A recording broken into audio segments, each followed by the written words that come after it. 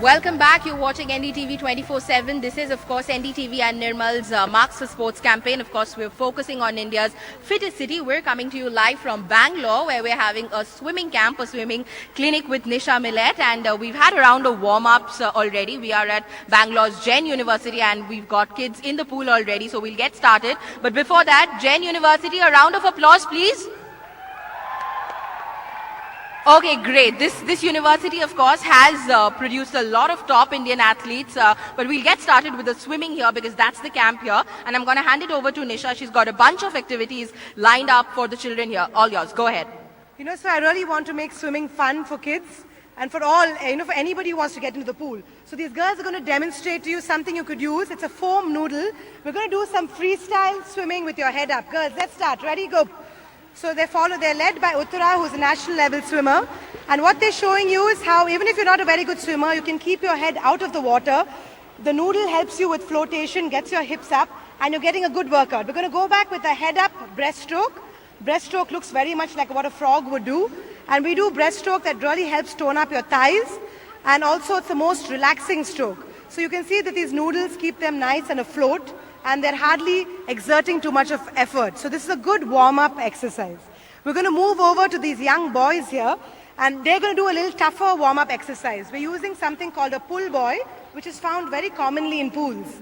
And we're going to keep our pull buoy very, very straight, put them underwater.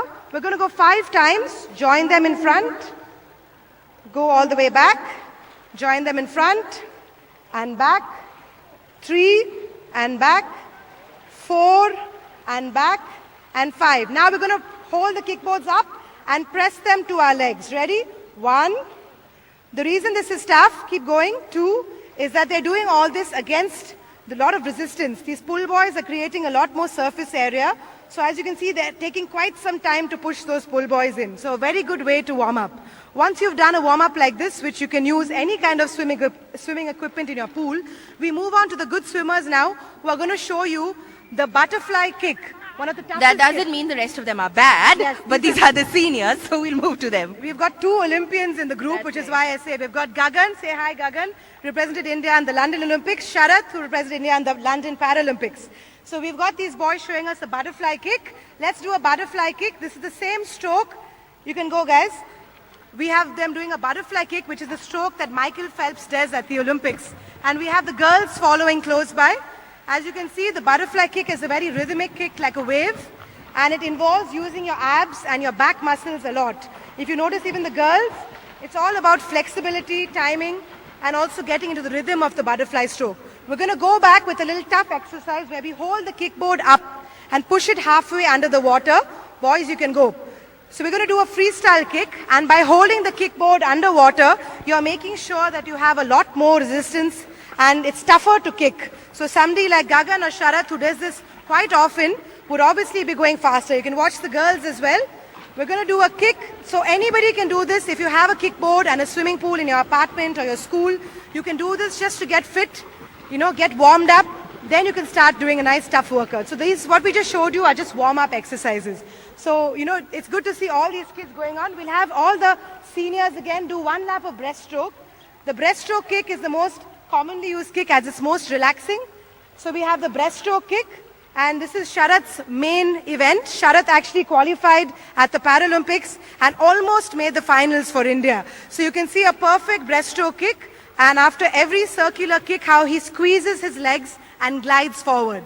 Coming back, after the girls finish, we'll do a brief bit of backstroke kick, which is our final stroke. The backstroke kick, we can leave the kickboards out. The girls are just finishing up their breaststroke kick. We have the boys now demonstrating a streamlined backstroke kick. A streamline would mean one hand over the other. Ready? Go.